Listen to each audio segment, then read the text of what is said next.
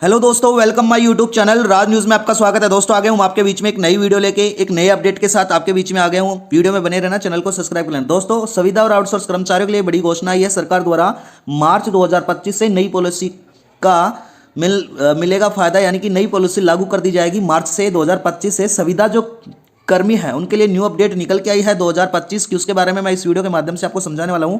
अब मिलेगा समान काम के लिए समान वेतन, किसको मिलेगा और किसको नहीं मिलेगा समान वेतन, वो भी मैं इस वीडियो के माध्यम से आपको समझाने वाला हूं। संविदा कर्मचारी और आउटसोर्स कर्मचारी दोनों ही कर्मचारियों के बारे में इस वीडियो के माध्यम से बात करने वाले हैं।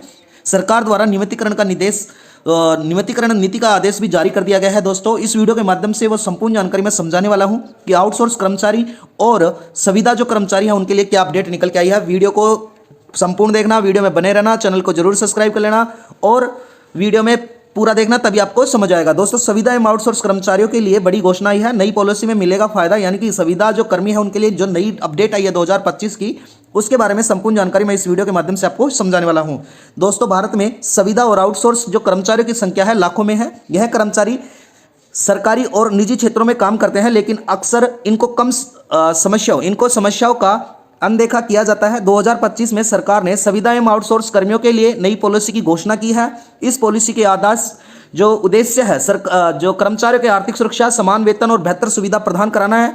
आइए दोस्तों, इस पॉलिसी के बारे में विस्तार से इस वीडियो के माध्यम से हम समझते हैं, यानी कि नई पॉलिसी का परिचय मैं आपको बता देता हूं। दोस्तों, सरकार का जो नई पॉलिसी का जो मानना है उसके अनुसार सरकार ने संविदा और आउटसोर्स कर्मचारियों के लिए समान वेतन और मानदेय का आदेश जारी किया गया है। यह आदेश 1 जनवरी 2025 से लागू होना था, लेकिन अब मार्च 2025 से लागू कर दिया जाएगा, जिसके तहत इन कर्मचारियों के नियमित कर्मचारियों को समान ही वेतन और सुविधाएं दी जाएंगी। दोस्तों, आगे मैं आपको बता देता हूं नई पॉलिसी के अनुसार जो महत्वपूर्ण प्रावधान शामिल किए गए हैं सरकार द्वारा, उनके बारे में बात कर लेते हैं। यानी कि समान कार्य के लिए समान वेतन, संविदा और जो आउटसोर्स कर्मचारी हैं उनको नियमित कर्मचारियों के बराबर ही वेतन दिया जाएगा। सामाजिक सुरक्षा लाभ यानी कि पीएफ और ईएसआई जैसे सुविधाएं भी प्रदान कराई जाएंगी। दोस्तों, काम के घंटे यानी सभी कर्मचारियों के काम के घंटे एक जैसे होंगे, चाहे वो सरकारी कर्मचारी हो या संविदा कर्मचारी। और छुट्टी अवकाश का यानी कि नियमित कर्मचारियों के तहत ही उनको छुट्टी दी जाएंगी। जितने नियमित कर्मचारियों को छुट्टियां दी जाती हैं, उतनी ही संविदा और आउटसोर्स कर्मचारियों को भी समान छुट्टियां भी दी जाएंगी,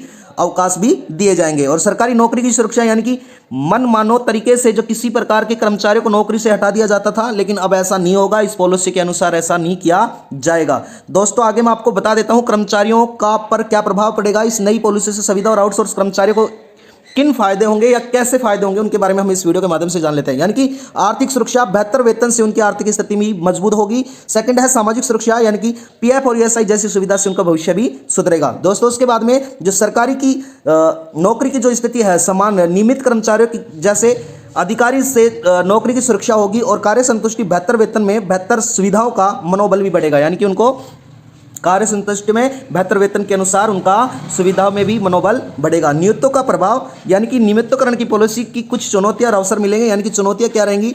लागत में वृद्धि होगी, यानी कि आप नियमित करेंगे तो कर्मचारी को सरकार नियमित करेगी तो सरकार की कुछ लागत में वृद्धि होगी। यानी कि सभी कर्मचारी को समान वेतन देने से कंपनी की लागत में थोड़ी बढ़ोतरी हो सकती है। और जो प्रशासनिक जटिलता है, यानी कि सभी को नियम पालन सुनिश्चित करने में चुनौतियां पूर्ण हो सकती हैं। और अवसर क्या मिलेंगे? इससे उत्पादकता में वृद्धि, यानी कि संतुष्ट कर्मचारी का बेहतर प्रदर्शन करेंगे।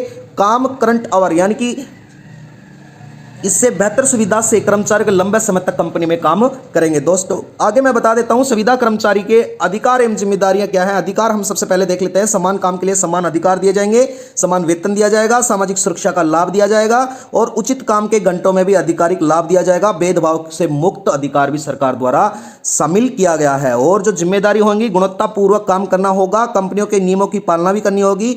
जो कर्मचारी उनको कंपनियों के हितों का ध्यान रखना होगा और अपने अधिकारों के प्रति जागरूक भी रहना होगा। ये जिम्मेदारी बनती है सभी कर्मचारियों की। दोस्तों, इसके आगे मैं आपको बता देता हूं संविदा जो कर्मचारी हैं उनका जो वर्तमान स्थिति क्या है। भारत में जो संविदा कर्मचारियों को जो निम्नलिखित समस्याओं का सामना करना पड़ता है, जैसे कम वेतन का सामना करना पड़ता है, नौकरी की सुरक्षा का सामना करना पड़ता है, सामाजिक सुरक्षाओं के लाभ है उनका अभाव होता है, भेदभाव पूर्वक व्यापार होता है, अधिक कार्यभाव भी होता है। दोस्तों, जो सरकार ने इन समस्या को हल करने के लिए जो नई पॉलिसी बनाई है, जो इस प्रकार से होगी, यानी कि नियमितीकरण योजना की स्थायी नौकरी का वादा किया था सरकार ने यह भी घोषणा की है कि 3 साल लगातार काम करने वाले संविदा कर्मचारियों को स्थायी नौकरी भी दी जाएगी। दोस्तों सारणी के माध्यम से इससे विवरण से मैं आपको समझा देता हूं। यानी कि जो योजना उसका नाम संविदा कर्मचारियों को नियमित योजना रखा है। पात्रता 3 वर्ष की सेवा होना जरूरी है, उसके बाद आप नियमित कार्य कर सकते हैं। प्रमुख लाभ स्थायी नौकरी, बेहतर सुविधा और सामाजिक सुरक्षा मिलेगी। 1 जनवरी 2025 से था लेकिन मार्च 2025 कर दिया गया। आने वाले मार्च में सभी के लिए यह लागू कर दिया जाएगा। दोस्तों भविष्य में जो संभावनाएं हैं जिसके लिए मैं बता देता हूं, आने वाले समय में संविदा कर्मचारी की स्थिति सुधरेगी।